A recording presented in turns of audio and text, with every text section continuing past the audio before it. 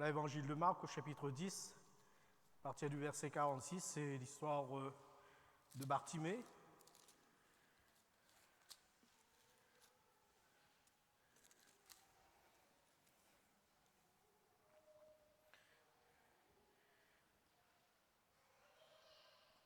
Si vous avez trouvé, nous faisons la lecture ensemble. Ils arrivèrent à Jéricho et lorsque Jésus en sortit avec ses disciples, une assez grande foule, le fils de Timée, Bartimée, mendiant, aveugle, était assis au bord du chemin. Il entendit que c'était Jésus de Nazareth et se mit à crier « Fils de David, Jésus, aie pitié de moi !» Plusieurs le reprenaient pour le faire taire, mais il criait beaucoup plus fort « Fils de David, aie pitié de moi !» Jésus s'arrêta et dit « Appelez-le !» Ils appelèrent l'aveugle et en lui disant « Prends courage, lève-toi, il t'appelle. » L'aveugle jeta son manteau et se levant d'un bond, vint vers Jésus. Et Jésus, prenant la parole, lui dit « Que veux-tu que je te fasse ?» « Rabouni, lui répondit l'aveugle, « que je recouvre la vue. » Et Jésus lui dit « Va, ta foi t'a sauvé. » Et aussitôt, il recouvra la vue et suivit Jésus dans le chemin. Amen.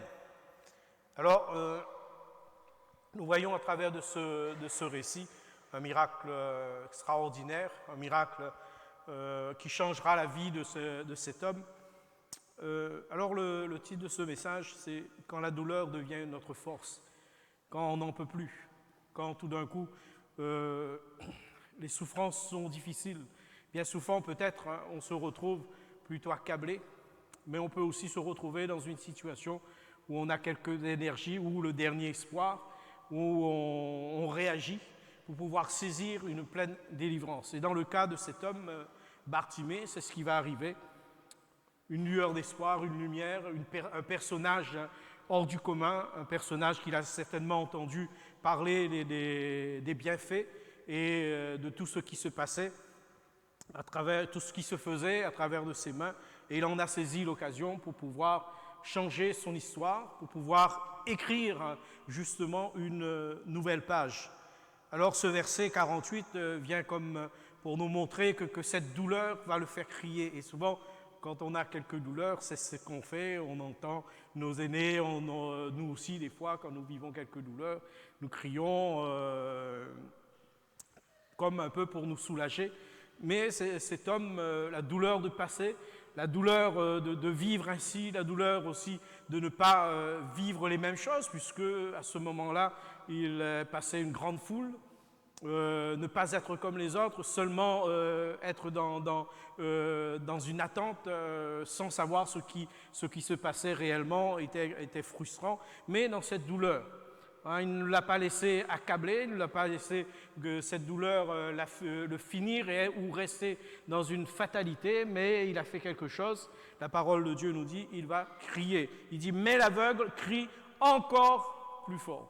Alors ce mot « encore plus fort », alors qu'on essayait de le faire taire, parce que ça gênait les autres, ça gênait peut-être aussi les disciples, mais l'aveugle, dans son cœur et dans cette douleur, dans cette souffrance qu'il vivait, il criait encore plus fort. Quand la douleur devient notre force et devenait sa force, mendier du secours n'est plus humiliant, mais un acte de survie. Il a été pour lui question d'un acte de survie. Frères, sœurs et amis, peut-être que vous vivez quelques souffrances, quelques douleurs du passé. Les choses peuvent changer. Pourquoi ?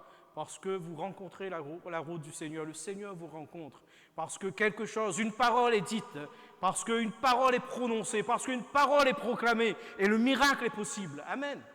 Et votre vie, votre situation peut changer à l'instant où vous confessez, à l'instant où vous criez vers lui. Le message de l'Évangile est dynamique. Le message de l'Évangile est une puissance de vie pour celui qui croit. Amen. Alors nous le croyons et nous le prêchons parce que nous croyons qu'à travers de ce message, vous pouvez être aussi guéris. À travers de ce message, les souffrances, les douleurs dont vous êtes en train de vivre peuvent aussi s'atténuer, voire même voire même enlevé, parce que Christ est là, parce que Christ est présent. Et quand nous prions en son nom, quand nous parlons en son nom, parce que c'est sur son autorité que nous prêchons, c'est sur son autorité que nous vous le disons, Christ peut vous guérir. Amen. Christ peut vous guérir. La mendicité de cet homme, les douleurs de cet homme, va être un acte de survie quand il va crier ce que fit cet homme. Et beaucoup avant l'ont fait. Beaucoup après lui aussi vont le faire. Et nous en sommes parmi de ceux-là qui, quand les douleurs, les souffrances, où nous n'avons plus d'espoir, nous n'avons plus d'ouverture, nous n'avons plus de fenêtre sur l'avenir, nous étions comme un peu dans cette fatalité. On a cherché un peu de partout pour avoir une guérison, pour sortir de notre passé douloureuse. Nous nous sommes tournés vers Dieu. Nous avons crié vers lui, où il s'est présenté à nous. Et quand nous lui avons confessé, quand nous lui avons dit et nous lui avons fait la demande, il nous est venu en aide, il nous a secourus. Mendier, c'est solliciter quelque chose pour subsister. N'avons-nous pas fait la même chose, mendier quelque chose pour subsister? Alors la mendicité n'est pas seulement celui qui finalement il se trouve au bord du chemin. Alors on a collé, mais si on regarde l'expression, si on regarde la définition du verbe, c'est mendier quelque chose, solliciter quelque chose pour subsister. Et combien de fois nous étions au bord du gouffre, nous étions au bord, et c'en était fini pour nous. Mais nous avons sollicité la grâce de Dieu. Alléluia! Nous avons sollicité la grâce de Dieu dans une prière. Nous avons sollicité la grâce de Dieu à travers d'un ami, à travers d'un collègue, à travers d'un voisin, à travers de quelqu'un qui connaissait lui-même déjà Jésus. Et nous lui avons dit, prie pour moi. Demande à Dieu de me délivrer, car c'en est fini pour moi. Et nous avons sollicité son aide. Et quand nous crions vers lui, il nous délivre de la détresse. Amen. Quand nous le sollicitons, il nous délivre de la détresse. Et je dirais, alors peut-être le mot nous choquerait, le verbe nous choquerait, quand je mendie vers lui, quand je crie vers lui, quand je m'attends à lui. Vous savez, les hommes peuvent nous apporter quelques pièces, les hommes peuvent nous apporter quelques aides, quelques paroles consolatrices, quelques soulagements, ils peuvent même nous épauler, ils peuvent même nous relever. Mais quand serait-il la suite? Mais lui, quand il nous prend, quand il nous tient, quand il nous relève, quand il disait à cet homme, lève-toi, c'est pour un avenir, c'est pour une délivrance, c'est pour ne plus être pareil. Amen. C'est pour ne plus être pareil. Jésus arrive donc dans la ville de Jéricho, tel est le contexte d'une ville marchande, pleine de circulation, semble-t-il, et peut-être intéressant pour se trouver une stabilité, de faire des affaires. Mais tous n'étaient pas logés à la même enseigne. Pendant que d'autres montaient et descendaient les rues, un homme du nom de Bartimée, donc il s'asseyait au bord du chemin. Facile à penser qu'il s'était mis sur une route bien fréquentée où il pouvait avoir quelques sous pour survivre. Vous savez, la vie n'est pas pareille pour tout le monde. N'est pas la même pour tout le monde. Mais cependant, chers amis, écoutez bien, Jésus est le même pour tout le monde. La parole de Dieu, le message de l'Évangile est le même pour tout le monde. Et il apporte la même délivrance. Amen. La même libération. Et c'est en cela où nous bénissons Dieu, où nous le remercions. Parce que la foi ne se monnaie point. Mais la foi est pour le pauvre comme pour le riche. Alléluia. Et nous pouvons manifester cette foi en la personne de Jésus-Christ, comme l'a fait cet homme. Cette situation était engendrée par son état.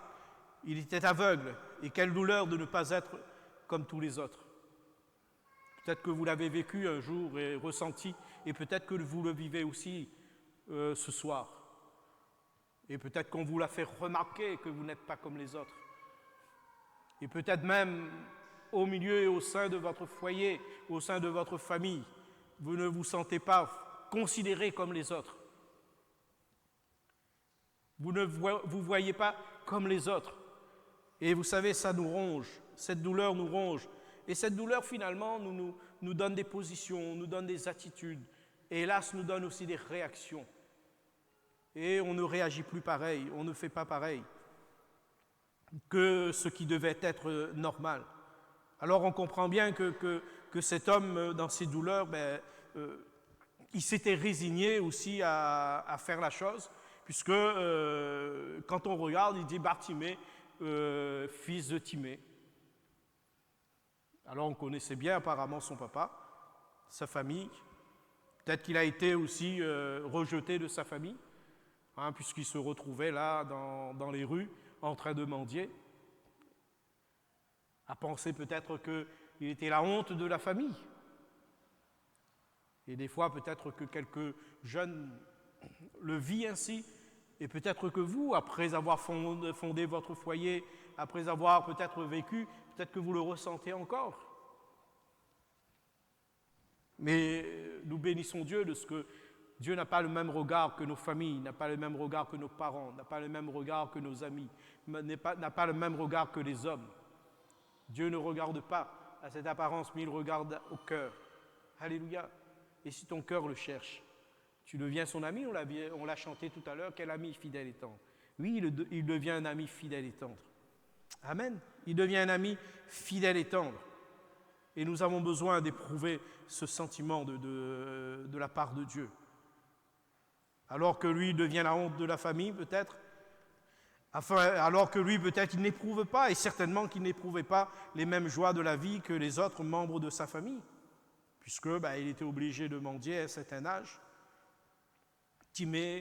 Bartimée, fils de Timée, une référence qu'utilise Marc justement pour le décrire. Alors sans entrer dans les détails, puisque la Bible n'en parle pas plus, quelques-uns de notre société vivent les mêmes situations. On les connaît, enfants d'un tel, fils d'un tel, fille d'un tel, mais j'ai vu combien de fois Dieu a relevé ces hommes et ces femmes. Combien de fois Dieu a arraché toutes ces filles qui ont été rejetées parce que, effectivement, quelque chose s'est passé. Tous ces fils qui ont été rejetés parce que quelque chose s'est passé. Mais Dieu les a relevés. Dieu les a à nouveau reconstruits. Alléluia. Dieu leur a donné une famille. Et nous pouvons bénir le Seigneur. Peut-être que vous avez été parmi ceux-là. Et peut-être que encore aujourd'hui, à travers d'une circonstance, hélas, à travers d'une parole, vous remettez cela sur le tapis. Peut-être qu'on vous a que l'affaire, les circonstances et les situations a fait qu'on a remis ces choses sur le tapis, cette douleur, cette souffrance.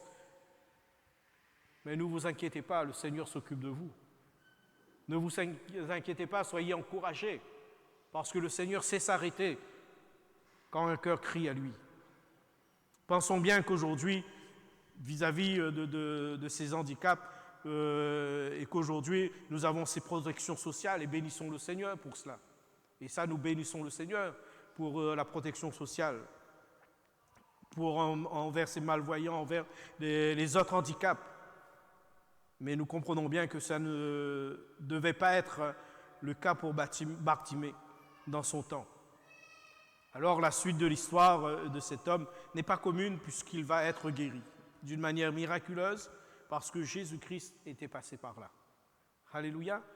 Une nouvelle page.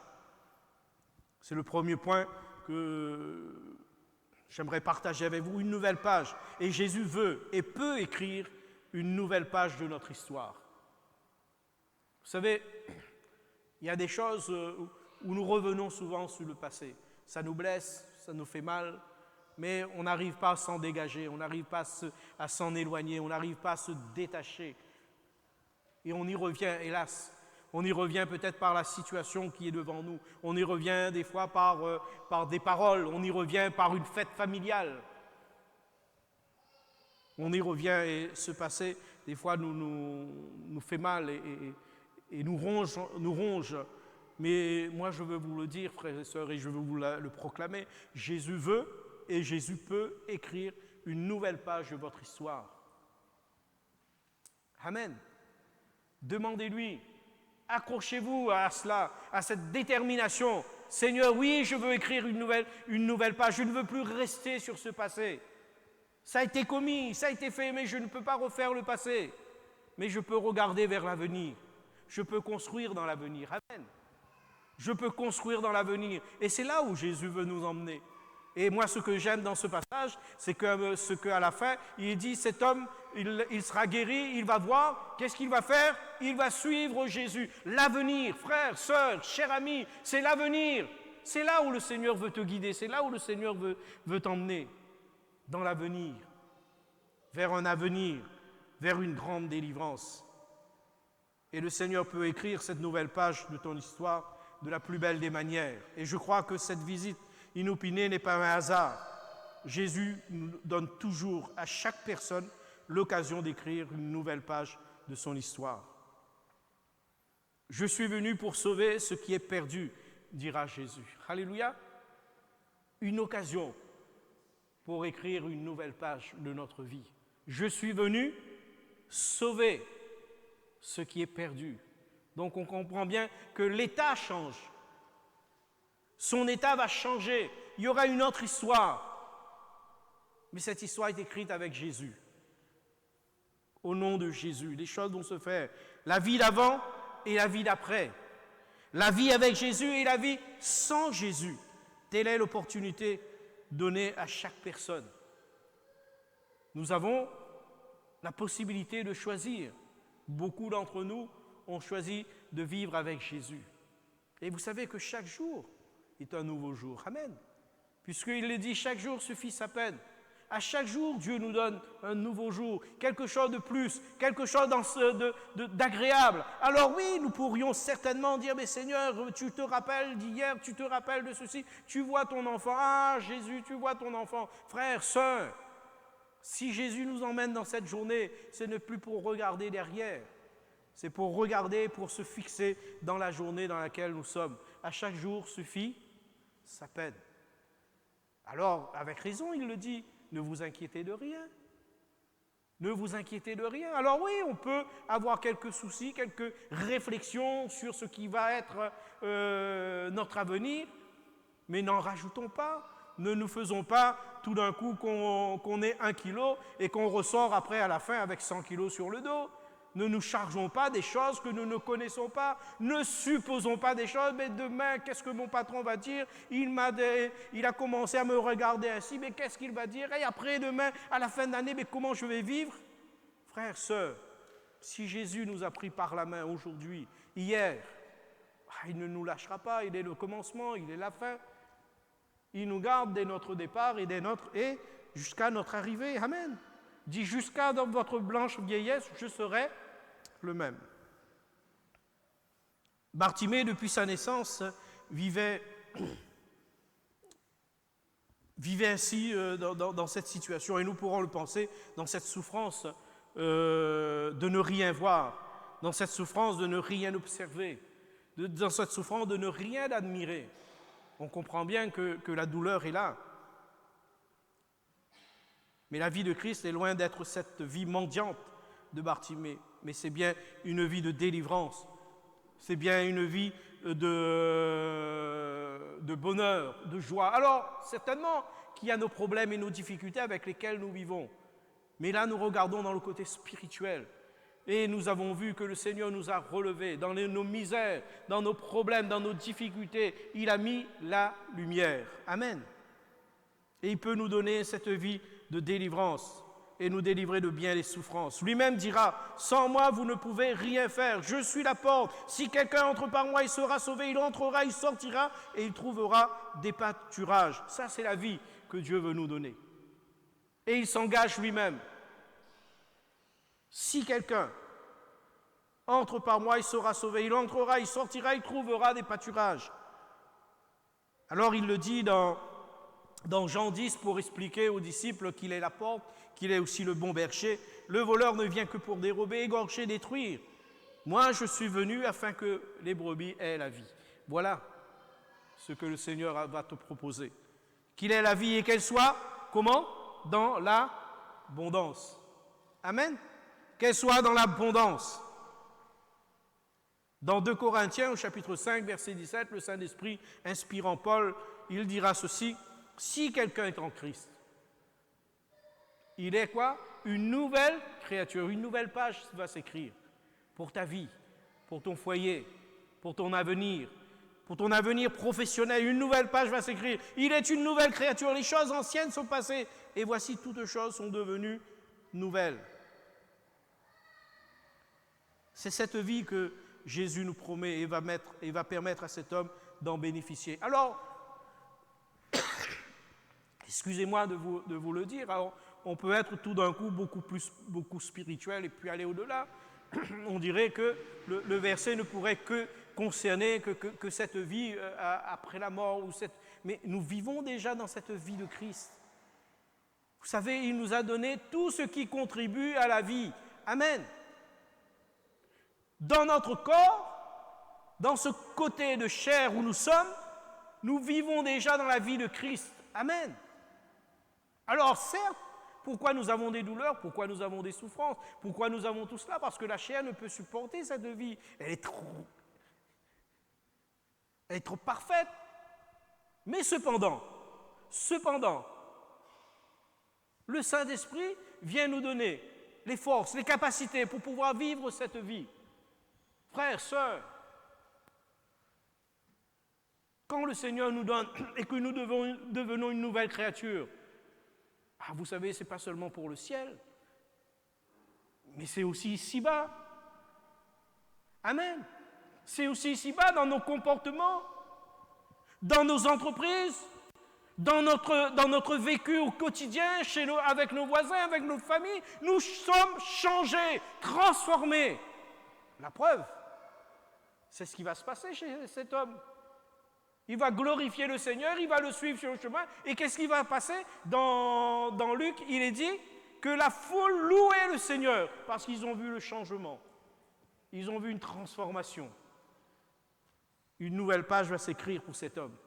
Peut-être bien qu'il n'avait pas pensé qu'aujourd'hui, au jour T, que quelque chose allait changer.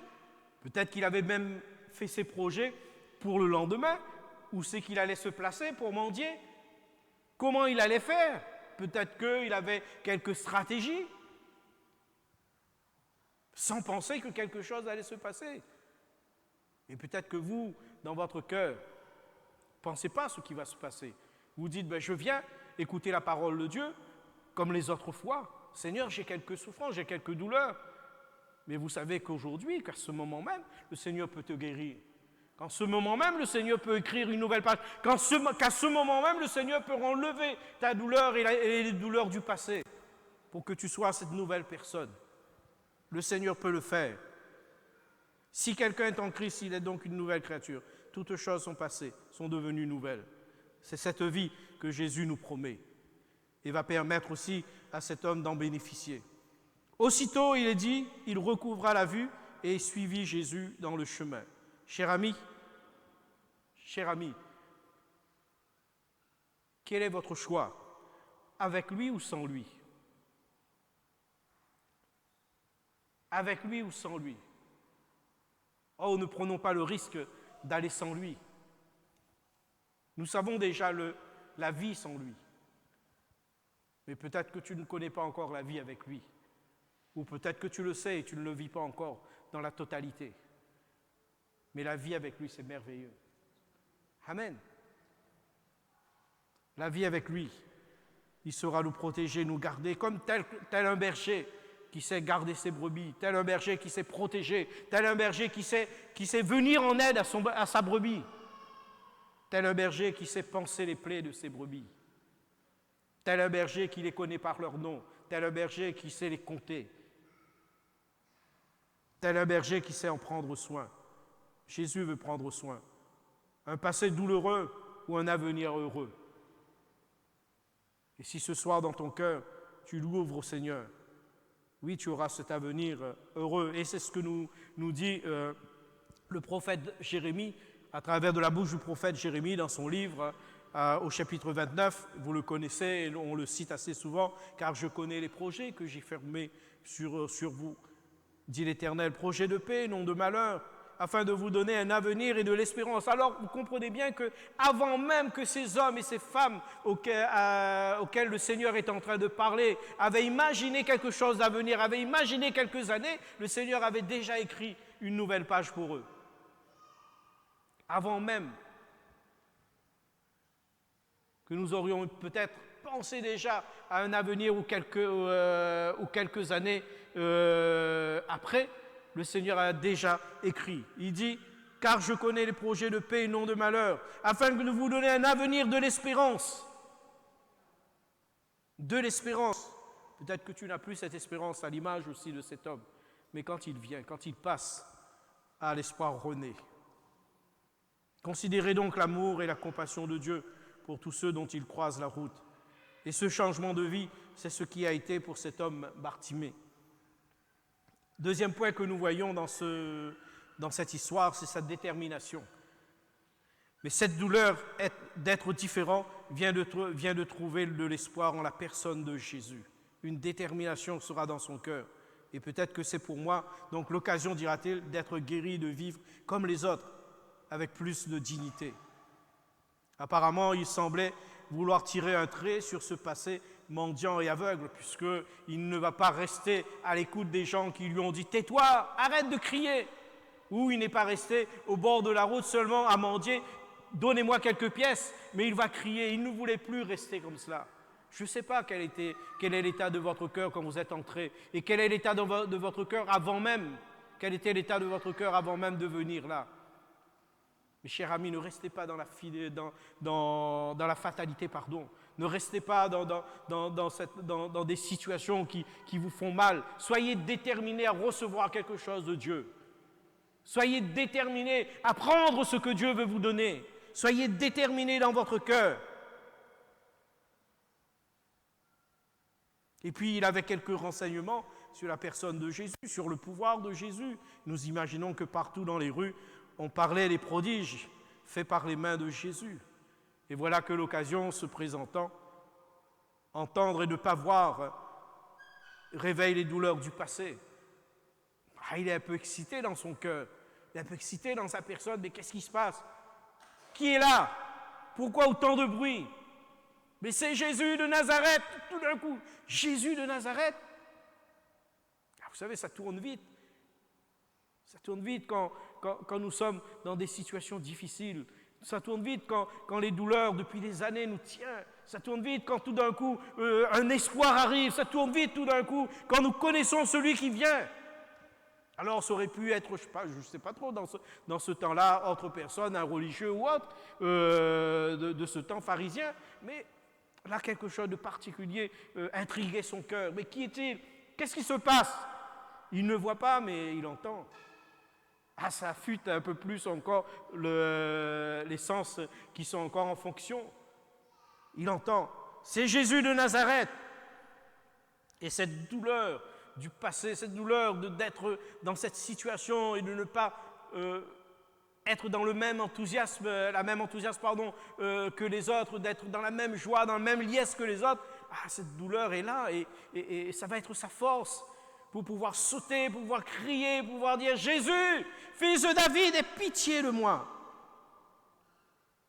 Or, cette détermination doit être la nôtre, cher ami, pour ne plus vivre les douleurs du passé et écrire une nouvelle page dans notre histoire. Cette douleur est-elle atroce? Criez à Jésus. Vous savez, entre nous, difficile de mesurer les douleurs, parce que chacun vit de sa manière des douleurs.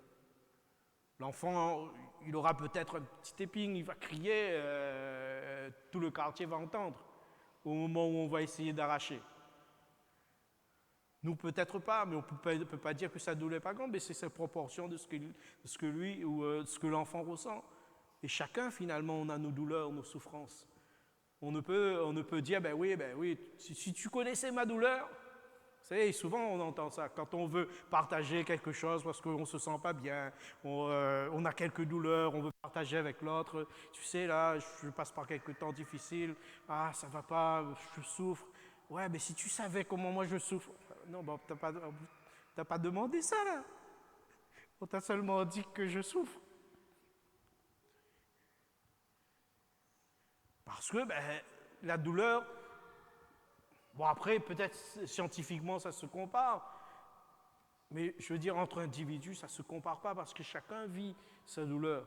Et peut-être que c'est peu de choses pour l'autre, mais c'est beaucoup pour toi. Amen. C'est beaucoup pour toi, cette douleur, cette souffrance, ce que tu es en train de vivre. C'est beaucoup pour toi. Ce passé qui te tiraille, ce passé qui te tient, c'est beaucoup pour toi. Et c'est pour cela que tu as raison de crier vers Dieu. Et même voir que quelqu'un te dit, mais tais-toi, arrête de crier, arrête de dire quoi. Ben crie.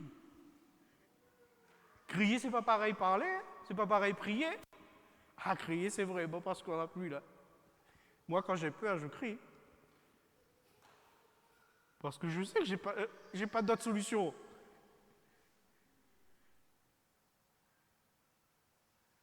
Et peut-être que cette douleur, finalement, te fait crier.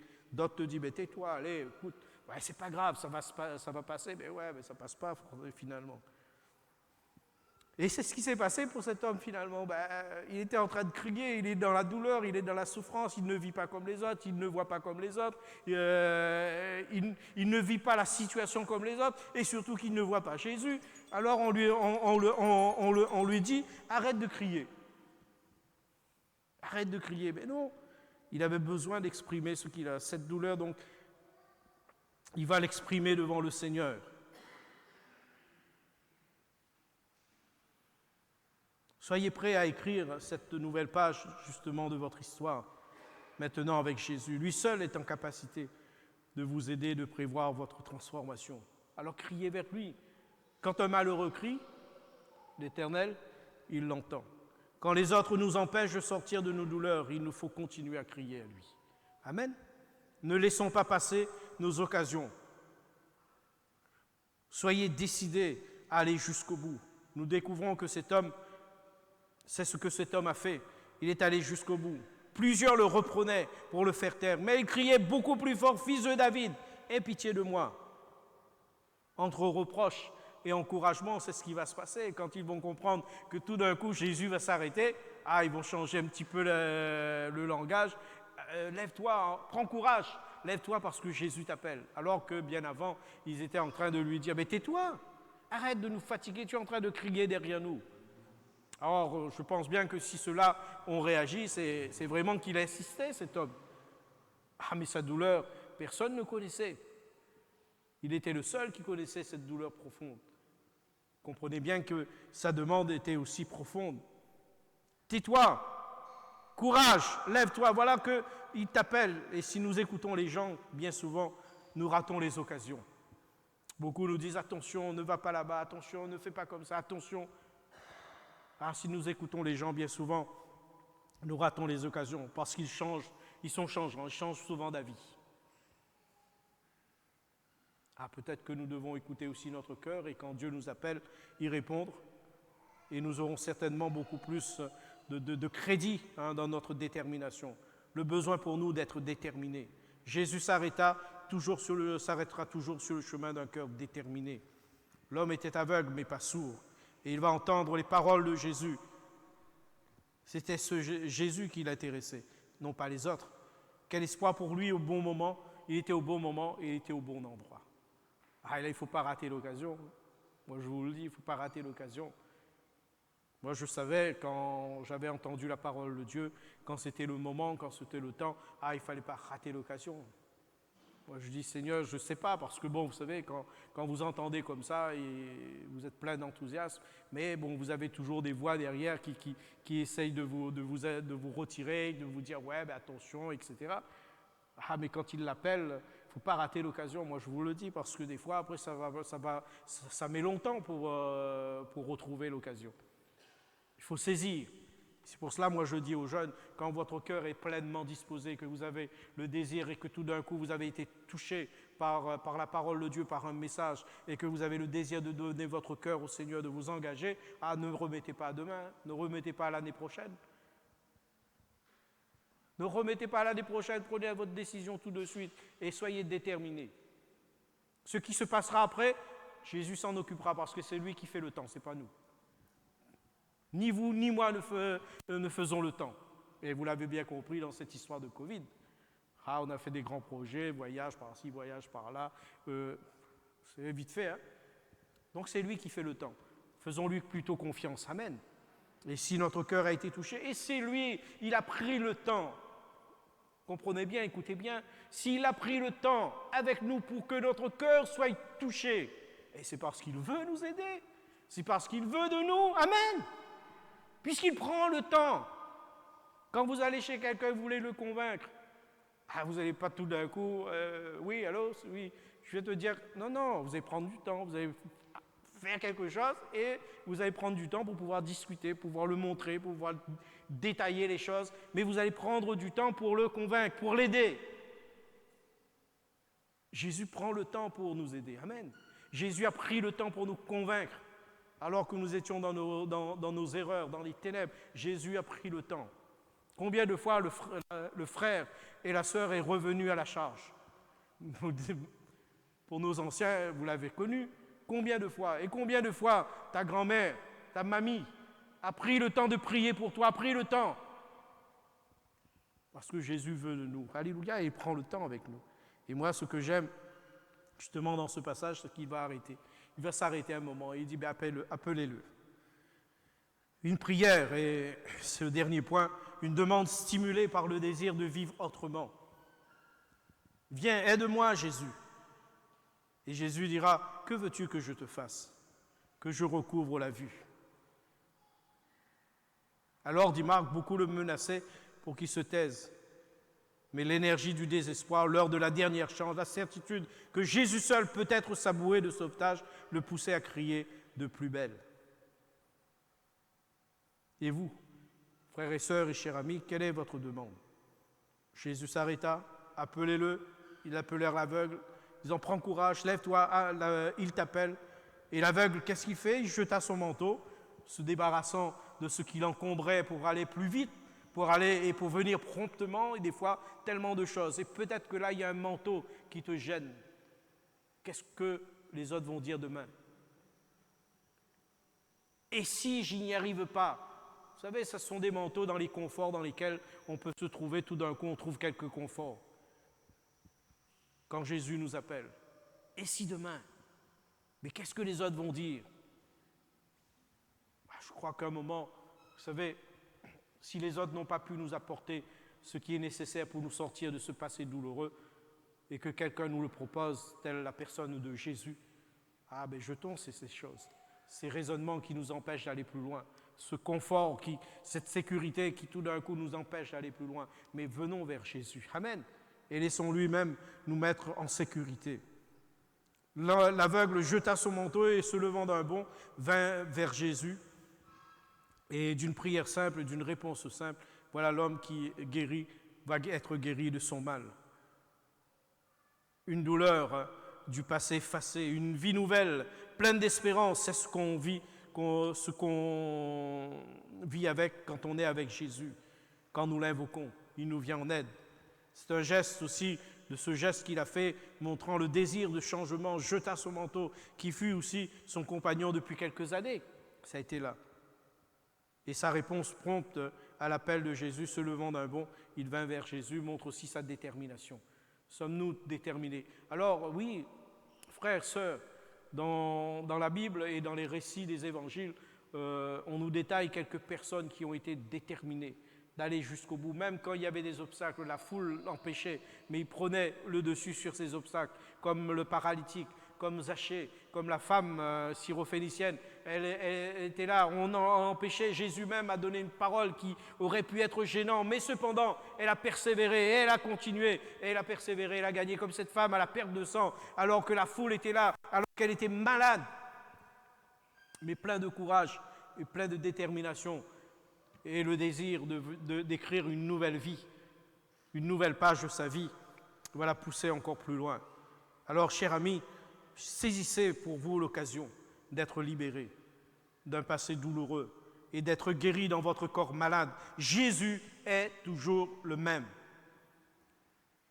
Frères et sœurs, les miracles n'appartiennent pas au passé, mais elles sont pour tous ceux qui croient en sa puissance divine. Amen. Les miracles n'appartiennent pas qu'au passé, mais appartiennent à ceux qui saisissent et qui croient et qui font confiance dans la personne et la puissance divine de Dieu. Faisons ensemble cette prière. Seigneur, viens au secours. Amen. Seigneur, viens au secours de mon incrédulité et de ma faible foi. Alors souvent, on se retrouve dans une situation un peu délicate, difficile. Parce que, la foi manque. Mais voyez ce que dit Jésus. Il dit, voici les miracles qui accompagneront ceux qui auront cru en mon nom. Ils imposeront les mains aux malades ou ils prieront pour les malades et les malades seront guéris. Amen. Ce sont des promesses qui accompagnent la personne de Jésus. Si tu crois, tu verras. Cher ami, c'est à vous de saisir par la foi ce que Dieu vous propose, sans vous laisser décourager par le temps et par les événements. Aujourd'hui, moi je le crois, c'est le moment de vivre une vie nouvelle et une vie en Jésus-Christ. Alléluia. Que le Seigneur vous aide, que le Seigneur vous dirige. Nous allons courber nos cœurs et dans notre cœur, faisons cette prière. Seigneur, viens à mon secours, viens m'aider, viens m'accorder ta grâce. Et dans un instant, nous prierons pour les malades. Et vous qui peut-être vivez dans une douleur du passé, on priera pour que le Seigneur vous bénisse, on priera pour que le Seigneur vous sauve, on priera pour que le Seigneur vous libère et que le Seigneur vous accorde une grâce toute particulière. Seigneur, merci pour tout ce que tu as conçu, prévu dans ton cœur, ce plan que tu avais déjà écrit d'avance. Seigneur, ce plan de délivrance, de liberté, Seigneur, parce que ta parole est ta vérité, Seigneur. La connaissance de la vérité nous rend libres et nous voulons vivre cette liberté, Seigneur. Nous voulons vivre cette liberté avec toi et nous voulons écrire à nouveau, Seigneur, et nous voulons écrire, Seigneur, oh Dieu, cette page nouvelle avec toi. Nous ne voulons plus vivre sans toi et que mes amis ne vivent plus sans toi, bien au contraire. Seigneur, qu'ils s'attachent à toi, qu'ils comptent sur ta grâce et qu'ils vivent la guérison, que nos enfants vivent la guérison, que nos enfants vivent la vie avec toi, Seigneur, et qu'ils n'aient pas honte, Seigneur, de s'engager, d'aller plus loin, parce que, Seigneur, vivre avec toi, Seigneur, c'est vivre le bonheur, c'est regarder vers l'avenir. Ah, Jésus, nous te remercions pour cette vie que tu communiques à chaque chrétien,